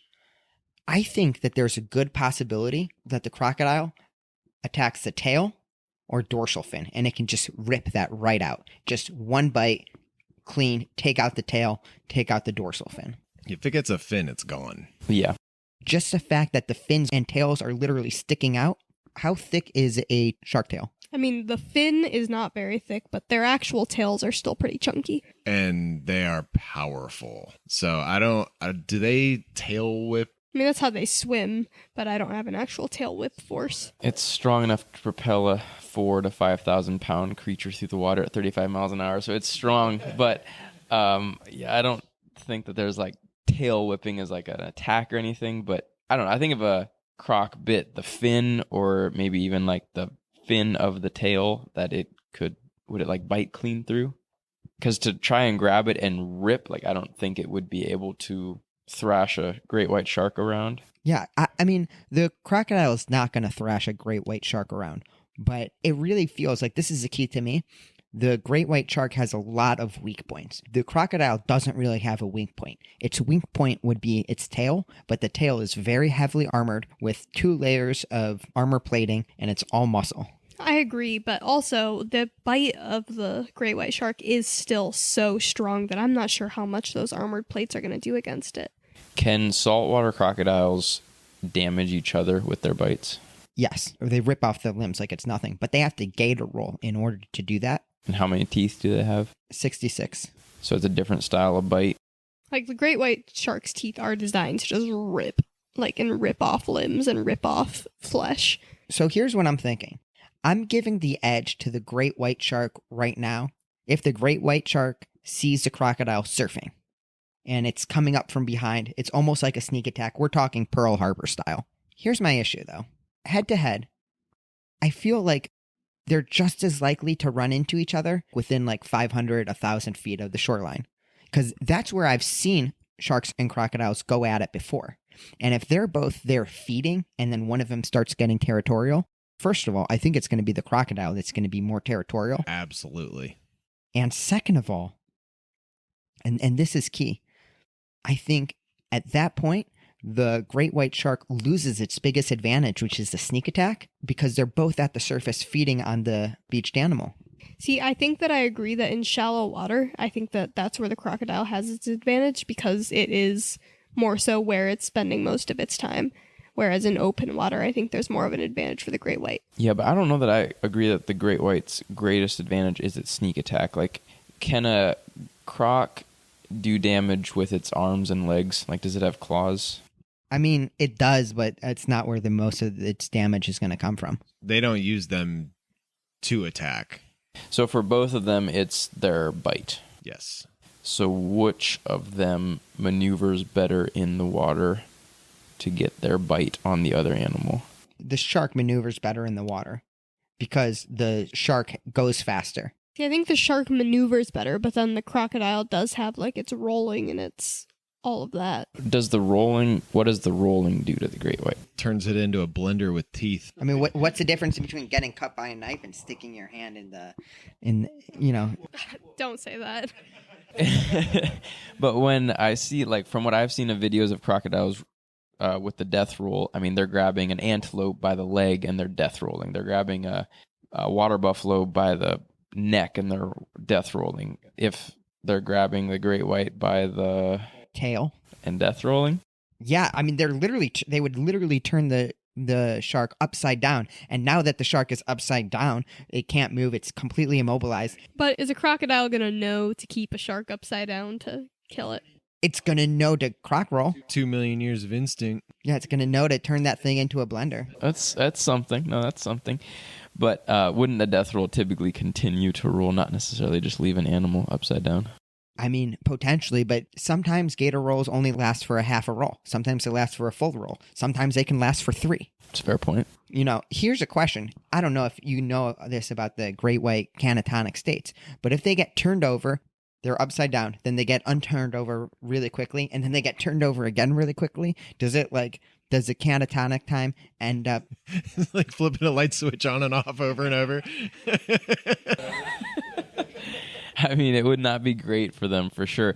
But I don't. In my mind, I've not seen, like, do crocodiles, are they rolling hippopotamuses or are they rolling rhinos or like? So Nile crocodiles are not doing that, but they're also, remember, half the size.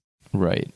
In my mind, the great white is bigger than any comparable thing that a croc is rolling. Yeah, but I'm thinking specifically if the croc can get the tail, it's game over for the shark. So I think that we're coming to a point here where we're not necessarily coming up with a winner between the 4 of us, and I think it might be a good idea to turn to our live studio audience. All right, Noah. We're split 2-2? I think we're split 2-2. Nobody's wavered?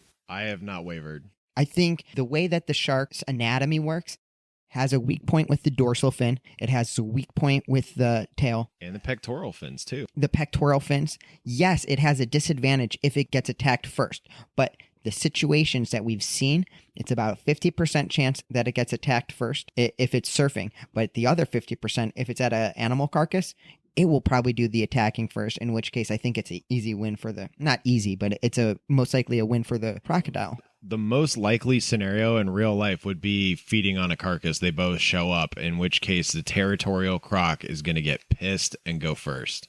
Yeah, I agree. Give your best case for the great white shark.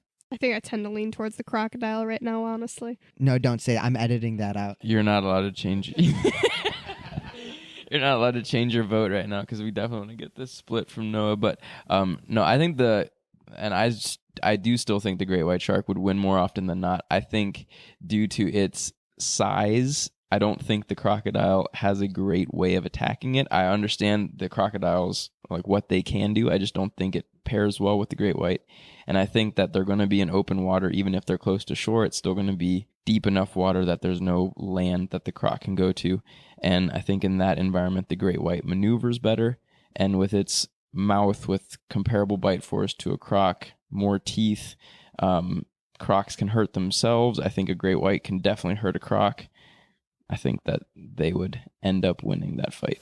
So if I'm understanding it right, what your argument is that the great white shark just has more speed, more stamina, better agility in the water. It's going to be toying with the crocodile the whole time, so it won't even allow the croc to get a bite in the first place. And as soon as the shark gets a bite, maybe it's on the tail, maybe it's not, maybe it just uses its face like a battering ram, that the shark is going to go ahead and attack it once, go back. The crocodile's not going to be able to do anything because it's not as fast as a shark. And then the shark will come back again when it's ready, attack it again. And it's going to be death by not so much 1,000 paper cuts, but 1,000 jaws bites. That's essentially it. Yep. Okay. I'm fascinated by this. Noah, come on. Come to the microphone, Noah. You've heard everything. What's your opinion, Noah? You know, I started out this evening being solidly Team Crocodile, but after being presented with the facts, I'm gonna have to go Team Shark. Let's go. Noah, you're welcome back anytime. But we had a defector. No. No, she got caught up in the fields.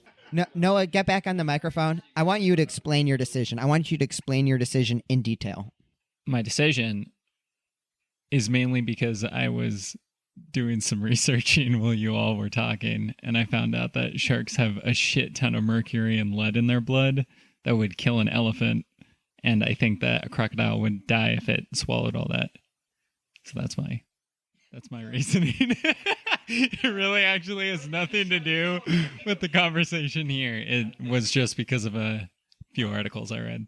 We're just trying to kill him, not eat him. I think we should edit that out and just stick with the clean win. So essentially, Noah is coming out of left field and saying, Sharks can just suicide bomb. Dude, I'm glad you never tell me when you come back into town. So the shark would just let it eat its tail and then get away, and then it would come back and finish it off. But we can eat cane toads. yeah, we can eat cane toads. We are immune to some poisons. Sorry, that was Noah, not me. And he's gone. He's far. Yeah, sorry, we've got the tiebreaker. I guess you guys are just gonna have to. I mean, I don't know. Yeah, I don't know if cane toad poison is the same as mercury poisoning. But even in those situations, the shark's dying, right? That's just a split decision. No, I don't know. Noah's so far away now, we can't ask him anymore. I think we just have to wrap this up now and just everybody has to go home. It's definitely one of those that's a very close call. I think we picked a good battle this week. Okay, so we've decided that it comes down to who gets to attack first, most likely. And Noah is giving the edge to the shark because of mercury. It was pretty faulty reasoning, I will say. The reasoning doesn't matter. We won. I think we'll take the win. All right, you guys. Well, there you have it. Great white sharks are more likely to beat a saltwater crocodile in a fight. Honestly, it's a 3-2 split decision. I think we're going to have to get some audience feedback to see if they agree with us. I would love to see audience feedback on this one. We'll get a poll going on our Instagram. Yeah, we'll get a poll going on our Instagram, which we have Instagram, we have YouTube now. We're on all the podcasts. So, in conclusion, I'm really excited to see what the community has been saying. I've been so happy with the amount of responses that we've been getting. I've been getting so many text messages from friends giving feedback about how great the show is and how excited they are.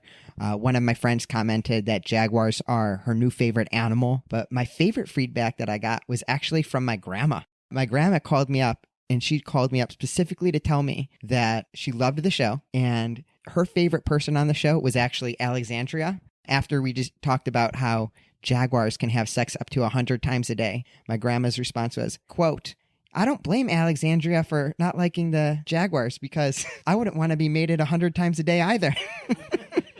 Well, your grandma is my new favorite person. I think we'd get along well. Yeah. Myrna, we love you. We all love you here at the show. Love you, Grandma Myrna. Anything else you guys want to say? Remember to follow and like and subscribe and share this with a friend. We were super happy to have our friends on this podcast. Rob, thank you. Thanks for having me. Rob, is there anything you'd like to plug?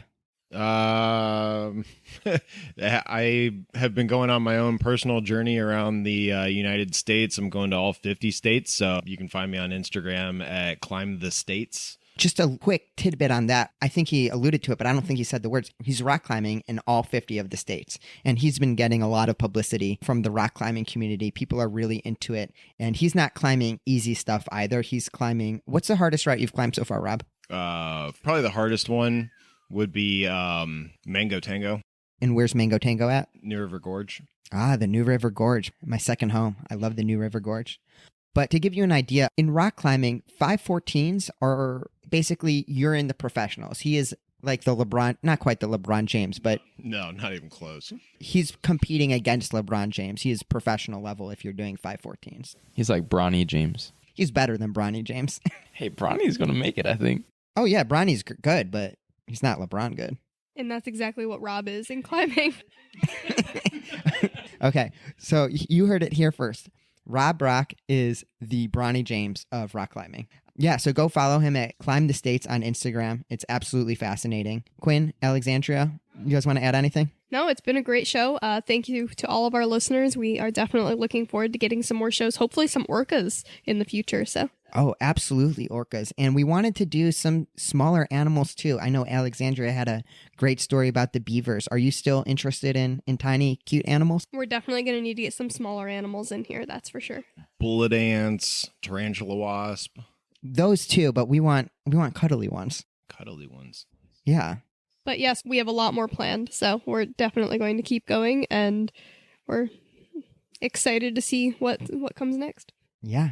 We have a lot more episodes that are going to come up, and yeah, this has already been such a great experience. I'm excited to do as many more episodes as we can pump out. So happy holidays, everyone. By the time you listen to this, the holidays might have already passed, but it's about to be Christmas for us. And yeah, we wish all of you guys the best. Thank you, everyone, for tuning in, because there's a lot more of you guys that have been listening than we expected to listen. So this show is catching on. So you're part of the Animal Fight Club community. We appreciate that. We really, really do. All right. Well, that's the end of the show. Take care, you guys. And next time. Bye, everyone. Bye-bye.